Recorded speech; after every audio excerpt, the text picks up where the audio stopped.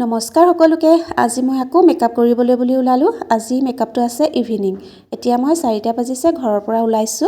আৰু লগত যাব মোৰ লগত বা মই দুইজনী একেলগে যাম সেইকাৰণে বা আহি পালেহিয়ে মই সেইকাৰণে খৰধৰকে ওলাই আহিছো আৰু অকনমান এতিয়া ইয়াত ঠাণ্ডা পৰিছে সেইকাৰণে এয়া দেখিছে মই এটা সোয়েটাৰ পিন্ধি লৈছো আপোনালোকৰ ফালে ঠাণ্ডা পৰিছে নে জনাবচোন আৰু মানে ঠাণ্ডাত অকনমান গাটো বেয়াও লাগি গৈছেগে সেইকাৰণে সোয়েটাৰটো পিন্ধিয়ে ললো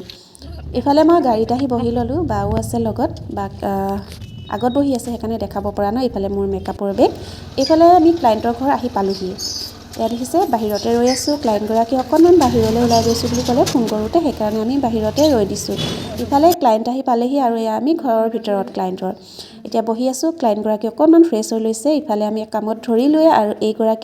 এগৰাকী আমাৰ ৰেডি হ'লে কেনেকুৱা দেখিছে আপোনালোকে কমেন্ট কৰি জনাব আৰু আপোনালোকক যদি এনে ধৰণৰ মেকআপ বা যিকোনো ধৰণৰ মেকআপ লাগে তেনেহলে আপোনালোকে আমাক কন্টাক্ট কৰিব পাৰে